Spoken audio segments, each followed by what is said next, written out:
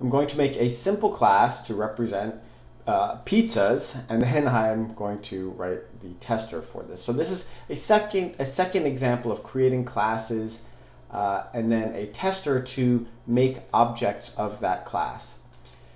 So here's my class, and I have some comments, and we'll just fill it in, and we'll do a few examples, and hopefully it'll make sense after a while. So the name of my class is pizza. Again, I'd like to line everything up. There's the end of my pizza class. Inside of this pizza class, it says, write a 2-parameter constructor to set the pizza size and number of toppings. Well, as you know, hopefully, constructors are special methods. They tell how to make this type of object. In this case, it's going to be a pizza. So constructors also must have the same name as the class. The class is pizza, so my constructor must be called pizza. And I need to pass it a string which represents the size, and I'll just call it S. And I need to pass it an integer which represents toppings. And I'm going to set, I'll explain this in a moment, if it doesn't make sense, I'm going to set and toppings to T. So what I'm doing here, let me end this. The constructor for pizza requires that I pass parameters S and T, and then I'm setting size and toppings, to S and to T. Size and toppings are these variables declared out here. These are called instance variables. They are global variables within this class, but I made them private. I'm not allowed to access them in classes outside of the pizza class. I cannot directly access them. So hopefully this makes sense. This is how I would create a pizza object, and I'm setting the size and toppings to whatever is getting passed in. Next it says, make a method to change the number of toppings to the given input parameter. So I'm going to make another method, a public. Notice I don't have the word static here. This runs on a specific object, so it's not static. And I'm going to change the number of toppings. I guess it does not return anything, so it's a void method. And I'll call it maybe set toppings to whatever is passed in. So I'm going to set it to, let's see, that's an int. And I have to set toppings to whatever is passed in as T. So that's all I have to do. Change the number of toppings to the given input parameter. Something is passed in, and I'm setting the variable toppings to T. Remember, toppings is this variable up here. Alrighty. The next method says get the number of toppings. I have to write a method to get the number of toppings. All right. Again, it's going to be public. It's not going to be static. None of these are, because I'm running it on a specific object. So I'm going to return the number of toppings. I'm returning an integer, and maybe I'll call it get toppings. And you will see that that's typical. Methods which change something, sometimes they're even referred to as setter methods. I'm setting something. Methods that get something, sometimes they're called getter methods. They're often called get something because they're getting something. I don't have to call it set toppings and get toppings, but that's typically what's done. So I'm getting the number of toppings. I'm going to return toppings.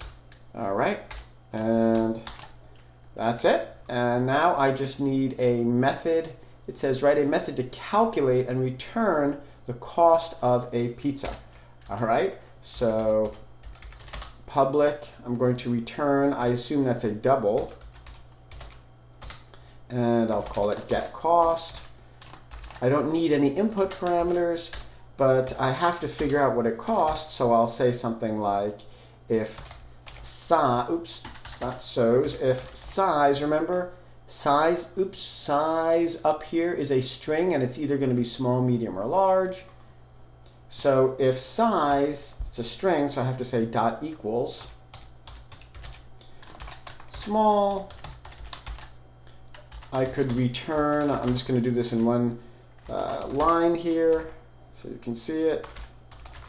Return small pizzas cost $8 and $2 a topping. So it's $8 plus $2 times the number of toppings, like that.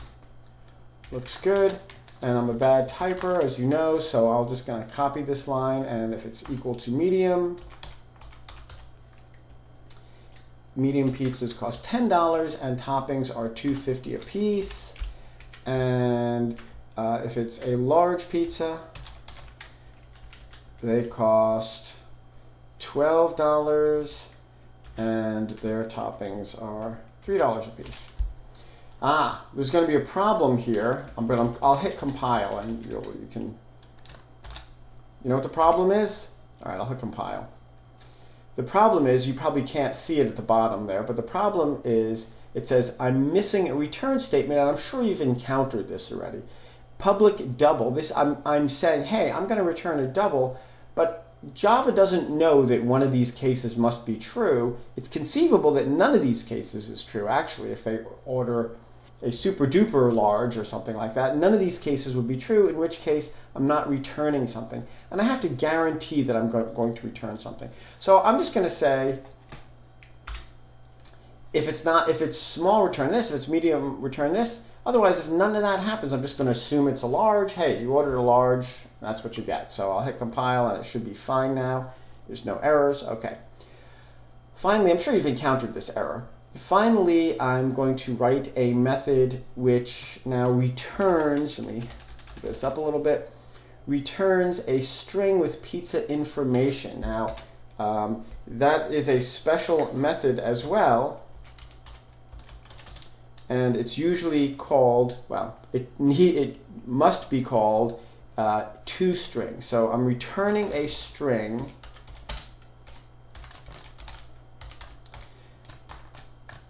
called toString. Now, just to be clear, the only reason it must be called toString if you're going to run it from another class without specifying the name of it. Now, more on that in just a moment. But anyway, I'm going to return, what am I supposed to return? The size, and so I'll just say something like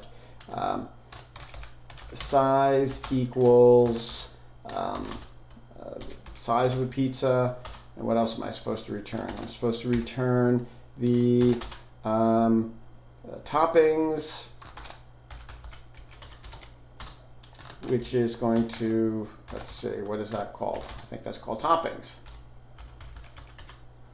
And I'm supposed to also return the cost of the pizza.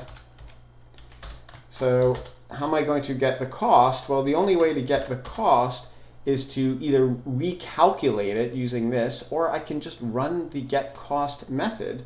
So I can run another method right in here. I just run it by saying getCost. Boom. That's it. So hopefully that is okay. Oh, am I missing any more pluses? I think I'm good. And I just have to end this. And that's it. Hopefully this makes sense. So I've done everything. I don't think I have any errors. Yep, it all compiled nicely. And here's my constructor again. This I'm returning getting toppings, setting toppings, getting toppings, calculate the cost. All right, so that is my simple pizza class. Terrific. Now, real quick, I'm going to make a tester.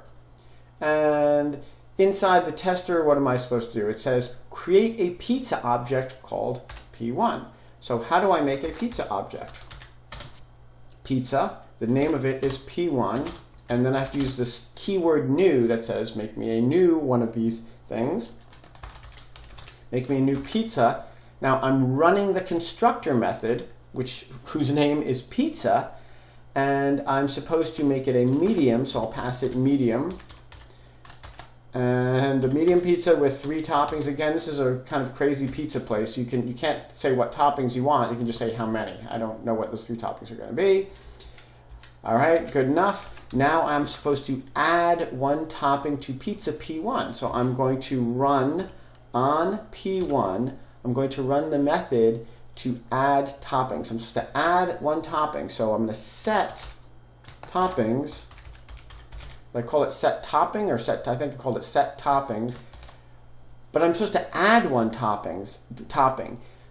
I know there are 3 toppings, so I guess I could set toppings to 4, but let's assume I don't know that there are 3. How am I going to figure out how many there are? Well, I have to get the number of toppings. I'll add 1 to that, and then I'm going to set the toppings to that new toppings. Oops. I have to run get toppings also on pizza p1 toppings. All right, so far so good. Now I have to print the cost of a pizza. That's pretty easy.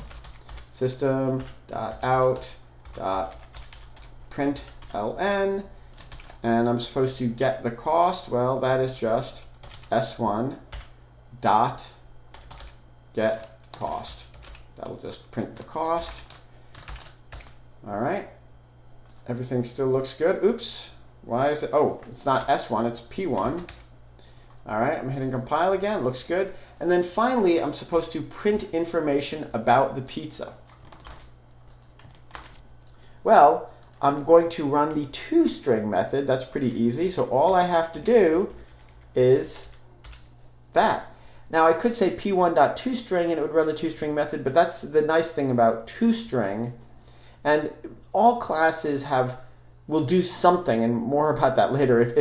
If I say the name of the object, it'll look for a toString method and automatically run it. So real quick, I can run this, and we can see that it works. Let's see. So $20, I guess that's reasonable. So I have a $20 pizza, size is medium. I guess I could have had some punctuation here. 4 toppings, cost is $20. So hopefully this is starting to make a little bit more sense, and you should be able to get going on the next project.